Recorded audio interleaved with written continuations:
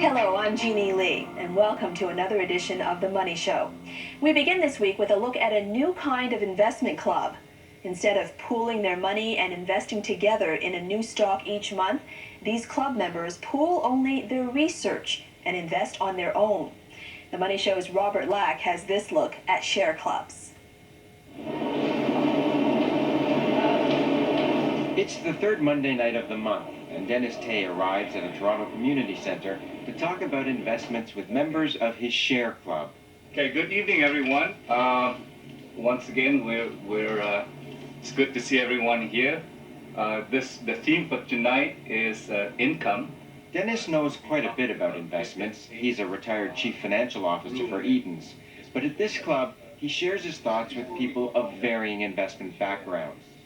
There's a hydro worker, a real estate agent, a telecom expert, and a former city councillor. Different backgrounds, but all with similar reasons for joining a club to talk about investments. You bore your friends silly, trying to get a point across to them, so you've got to be with somebody that has similar interests, really. The investing can be kind of a lonely thing. Really, it's a hobby and a passion for most of us. I found that I couldn't really talk to people at parties about it or places like that because you'd be the investment nerd when you're going around trying to talk to these things. So I wanted to find a group of people that were all investment nerds, and you could sit down and talk about these things.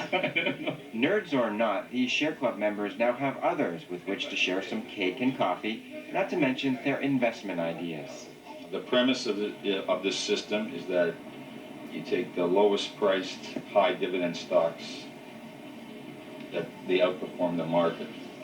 You've probably heard of investment clubs. Share clubs are like investment clubs, but with a key difference.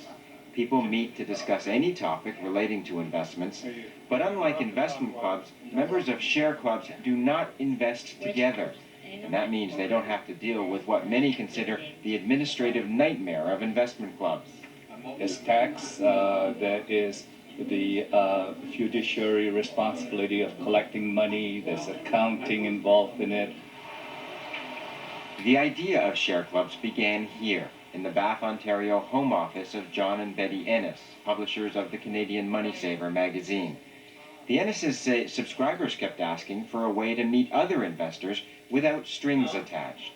People were saying, yes, they don't want to get involved in a club that has a lot of commitment. They do want to get involved in some kind of informal club, if you like, that doesn't have a lot of commitments. In April of last year, Ennis appealed in his magazine for volunteers to start such clubs. Dozens of people across the country replied. The idea was simply to be, here's an informal club, we need volunteers wherever you happen to be in Canada, and you, the volunteer, are willing to at least offer your telephone number in the evening so people can contact you. We can get the group together for the first meeting. At the first meeting, the individuals of that particular club will decide, at least in consensus, where they want to go.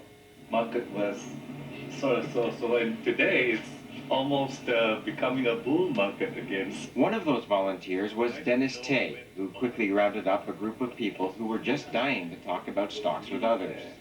The numbers can be hypothetical, but rather than, like, it's very nebulous, you know, if the stock goes up or if it stays the same, assume it goes up and assume it goes down.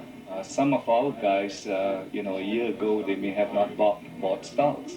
But at this point in time, I mean, not only are they buying stocks, they're also doing the research and the analysis on stocks. So the educational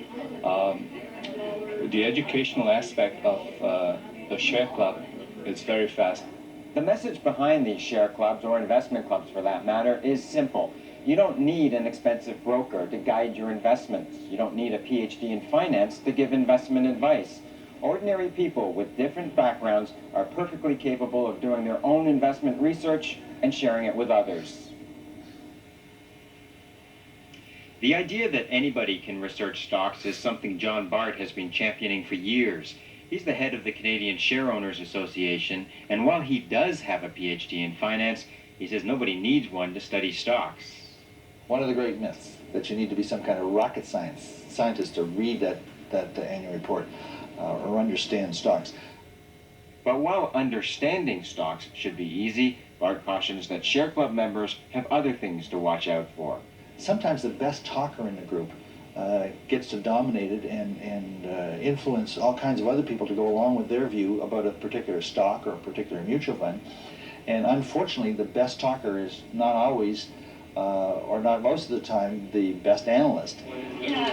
That does not seem to be a problem in Denis Tay's group. Here, everybody is required to take a turn doing the research and telling the others.